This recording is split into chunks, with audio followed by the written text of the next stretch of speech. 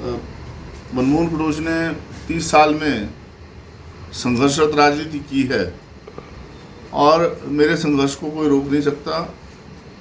ना मैंने कभी गलत किया है और ना गलत करूँगा।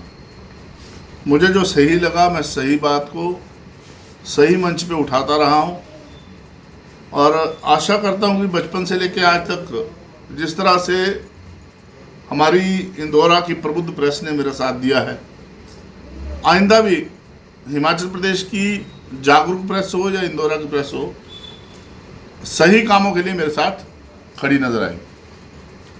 मैंने हमेशा आम आदमी से जुड़े हुए इश्यूज को, मुद्दों को उठाने का काम किया है।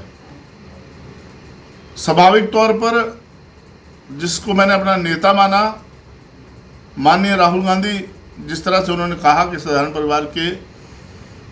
परिवार के लिए और साधारण परिवार को आगे बढ़ाने के लिए हमें राजनीति में आना है और बिना डरे हुए, ना डरना है ना डराना है, डरो मत और डराओ मत की राजनीति करते हुए हमें आगे बढ़ना है। हमारे प्रदेश के मुख्यमंत्री बने साधारण परिवार से निकल के बने। जो उन्होंने बातें रखी मैंने तो उन्हीं को दोहराने का काम किया है। मैंने उन्हीं बातों को लेके जनता के बीच में, मीडिया के बीच में अपनी बात को रखा है। किसी पार्टी विशेष से ऊपर उठ के आम आदमी के संघर्ष की बात की है और आगे भी करता रहूं। 3 RTI मैंने जो सूचना का अधिकार है उसके तहत विभिन्न विभागों को भेजने का काम किया है और जानने का काम किया है जिस तरह से अफसरशाही हो हिमाचल प्रदेश की। जो जवाब उन्होंने विधानसभा में दिए हैं, क्या वो RTI के साथ मेल खाते हैं? और जो रामगोपाल मंदिर है, जिसके जीर्णोद्धार की बात मैं कर रहा हूँ बार बार, हमारे क्षेत्र की शान है। और जिस रामगोपाल मंदिर को लेके, जो सबसे अमीर मंदिरों में से एक है, उसकी दीवारें टूटी हुई हैं, मंदिर की दशा और दिशा देखने वाली है। सबसे अमीर मंदिर होने के बावजूद भी उस मंदिर का जीर्णोद्धार नहीं हो पा रहा। मैंने हमारे यशस्वी उप मुख्यमंत्री श्री मुकेश अग्निहोत्री, जो मंदिरों का विभाग है वो भी उनके पास है, उनके समक्ष मुद्दा उठाया था। उन्होंने जल्द ही इसके ऊपर सख्त कार्रवाई करने और सख्त निर्देश देने की बात रखी। मंदिर का मुखिया कौन होता है, SDM हो या DC के पास उसका काम हो, वो उसके ऊपर कार्रवाई क्यों नहीं कर रहे और क्यों उन्होंने जो तथ्य हैं उनको छुपा के रखा है, ये बात भी मुकेश भाई से मैंने की, उप मुख्यमंत्री से की। जल्द ही इसके खिलाफ कमेटी गठित करते हुए इसके ऊपर काम करने की उन्होंने बात रखी। उसी तरह से मैंने जो रामगोपाल मंदिर की ज़मीनें थी, जिस तरह से उनको उखाड़ा गया और भी तरह से जिस तरह से माइनिंग की गई है, उस माइनिंग को लेके भी बात रखी। उसके ऊपर भी कार्रवाई का मेरे को उन्होंने एक वादा किया है और मुख्यमंत्री महोदय खुद चाहते हैं कि किसी के साथ गलत ना हो। और उसी बात को लेके मैं आपके मध्य आया था। जो 3 RTI मैंने डाली है बिजली विभाग को, रामगोपाल मंदिर को और माइनिंग डिपार्टमेंट, उसका जो जवाब आएगा उस जवाब को लेके आगे कार्रवाई अमल में लाई जाएगी। कोई भी आंदोलन अगर मुझे करना पड़ा, किसी भी आंदोलन पे अगर मुझे जाना पड़ा, तो मैं जाने को तैयार हूँ। कांग्रेस का कार्यकर्ता होने के नाते तमाम प्रदेश से जो कांग्रेस के हमारे कार्यकर्ता हैं, मजबूत कार्यकर्ता हैं, वो मेरा साथ देंगे। जिस तरह से मीडिया ने साथ दिया है वो भी मेरा साथ देंगे, ये भी मैं आपके मध्य कहना चाहूँगा।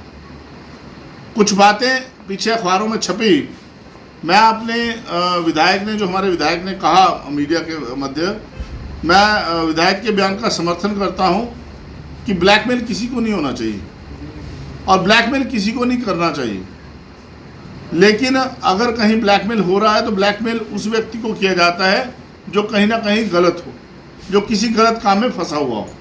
और अगर कोई ब्लैकमेल हो रहा है तो उसको सबके सामने आके अपनी बात को रखना चाहिए कि कौन ब्लैकमेल कर रहा है और क्यों ब्लैकमेल कर रहा है। और जो व्यक्ति ब्लैकमेलर है, मैं ये कहना चाहूँगा कि उसका नाम भी उजागर होना चाहिए।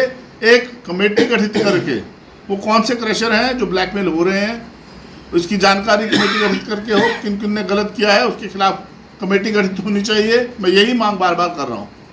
और जो ब्लैकमेलर है वो सलाखों के पीछे होना चाहिए, ये भी मैं आपके मध्य कहना चाहूँगा। अपने विधायक के बयान का समर्थन करते हुए कहना चाहूँगा कि अगर कोई ब्लैकमेल हो रहा है तो वो क्यों हो रहा है, और अगर किसी को ब्लैकमेल करने वाला व्यक्ति खुलेआम घूम रहा है तो क्यों घूम रहा है, ब्लैकमेलर सलाखों के पीछे जाना चाहिए ना।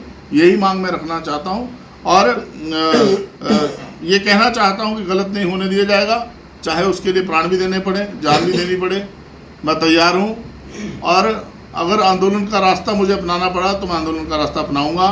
पहले मेरी आरटीआई का जवाब आ जाए, उसके तुरंत बाद खुला मोर्चा खोलते हुए इसके खिलाफ कार्रवाई की मांग करूंगा। मुख्यमंत्री महोदय से आशा करता हूं कि हमारी मौजूदा सरकार, जो आम आदमी द्वारा चुनी हुई और आम आदमी के लिए काम करने के लिए कृतज्ञ सरकार है और राहुल जी के दिशा निर्देशों के ऊपर काम करने वाली सरकार है, वो इसके ऊपर सख्त कदम उठाएगी। और जहाँ जहाँ गलत हुआ है, चाहे कोई कटान हुआ है, अगर गलत कटान नहीं हुआ तो बड़ी अच्छी बात है, बड़ा संदेश है कि कटान नहीं हुआ। अगर गलत माइनिंग नहीं हुई तो बड़ा सुखद संदेश है कि गलत माइनिंग नहीं हुई। लेकिन सामने तथ्य आने चाहिए और मैं तो मांग करूंगा कि हाई लेवल इसके ऊपर इंक्वायरी हो और दूध का दूध, पानी का पानी। मोहन जी, आपके विधायक ने भी हाल विषय पर चला। देखिए, इंदौरा क्षेत्र ही नहीं, नूरपुर से लेके अगर हम बात करें, रामगोपाल मंदिर से बात करें, माजरा की बात करें, चक्की की बात करें, टिपरी की बात करें, अगर हम तमाम मंड की बात भी कर लें तो वैद के खिलाफ ना तो मनमोहन कड़ोच है, ना कोई सरकार है, ना कोई पत्रकार है, ना कोई आम जनमानस है। वैध काम होना चाहिए, वैध के खिलाफ कोई नहीं है।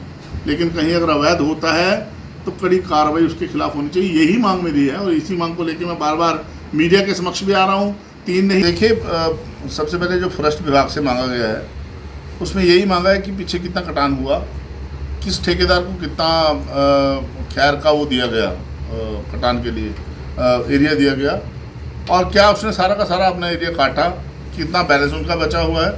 अगर बैलेंस बचा तो काटा कहाँ से, और बैलेंस क्यों बचा, और क्या ये कोई रूल है कि अगर बैलेंस बचा है तो अगले साल भी दिया जाएगा। और मेरी एक मांग भी रहेगी आदरणीय फॉरेस्ट विभाग से। आदरणीय इसलिए कह रहा हूँ कि शायद मैं बड़े गुस्से से बोलता हूँ तो बड़ा बुरा मनाते हैं अफसर।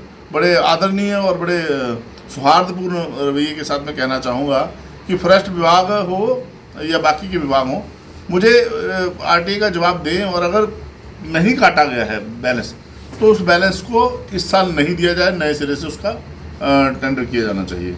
नंबर 2, जो माइनिंग है, माइनिंग के संदर्भ में मैंने पूछा है कि 5.25 हेक्टेयर की लीज एक क्रशर को दी जाती है, 5.5, 7.5 और 2.5 हेक्टेयर की दी जाती है।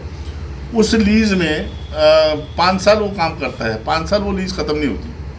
5 साल उसमें क्या इतना मटेरियल है हिमाचल प्रदेश की ज़मीनों में, रॉ मटेरियल है कि 5 साल वो मटेरियल ख़त्म ही नहीं होता, वो काटते रहते हैं क्रशर वाले।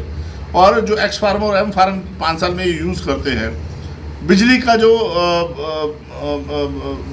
की खपत रहती है, बिजली के जो बिल रहते हैं, और उसके अलावा जो आपका क्या एरिया है, उसके आसपास का जो एरिया ये उखाड़ते हैं, क्या उसके ऊपर कभी चेक रखा गया है?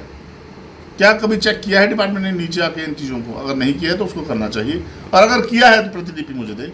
नंबर 3, जो बिजली विभाग को डाला है CTBT, यहाँ से आपका कनेक्शन मीटर को जाता है ट्रांसफार्मर से, उसमें 16 से 17 वायर होती हैं। वो जो मीटर की तरफ जा रहा है आपका जो कनेक्शन, उस कनेक्शन के साथ अक्सर देखने को मिला छेड़खानी की जाती है। और ये जो एक्स्ट्रा मटेरियल उखाड़ के बेचा जाता है, वो उस CTBT को के साथ आपने कभी मीटर के रीडिंग को उसको चेक किया है? कभी नहीं किया है। अगर नहीं किया है, अगर किया है तो उसकी प्रतिलिपि दे, किस किस स्टोन क्रशर पे और किस किस इंडस्ट्री में जाके किया है। अगर नहीं किया है तो उसको इनको करना चाहिए। नंबर 4, जो मैं ये कहना चाहूँगा, ख़ासतौर पे एक बात मैं कहना चाहूँगा कि क्या M फार्म और X फार्म जो हैं इनके, क्या पंजाब के लोगों को बेचे जा सकते हैं? पंजाब में माइनिंग उखाड़ने के लिए बेचे जा सकते हैं? अगर उखाड़ने के लिए बेचे जा सकते हैं तो उसकी रॉयल्टी कितनी आती है सरकार को, कितनी नहीं आती? और अगर नहीं बेचे जा सकते तो फिर कैसे बिक रहे हैं, उसके ऊपर भी माइनिंग विभाग मुझे स्पष्टीकरण प्रतिलिपि दे। माननीय विभाग इसके ऊपर कार्रवाई करेंगे, ये मैं कहना चाहूँगा। और जल्द से जल्द जो हमने जो बातें रखी हैं उनको ये देगा। और ख़ास तौर पे मैं मिलाना चाहूँगा कि जो रिकॉर्ड इनका आता है वो बिजली विभाग से मिलता है कि नहीं मिलता है, और फिर उस रिकॉर्ड को लेके मैं माननीय मुख्यमंत्री के समक्ष सब चीज़ों को लेके जाऊंगा और उनको दिखाऊंगा कि देखिए हिमाचल प्रदेश के संसाधनों की लूट किस तरह मची है, और हिमाचल प्रदेश के संसाधनों के ऊपर डाका डालने का काम पिछले 5 साल पहले बीजेपी सरकार करती रही। उनके नेता बयान देते रहे उल्टे सीधे, और अब आपकी आंखों में धूल झोंकने का काम जो लोग कर रहे हैं उनके खिलाफ सख्त कार्रवाई करने के लिए वही बार बार मैं कह रहा हूँ कि कमेटी गठित होनी चाहिए, और जो भी होगा वहाँ लड़ाई लड़ने को तैयार। हिमाचल हेडलाइन को लाइक, शेयर, सब्सक्राइब करना ना भूलें। धन्यवाद।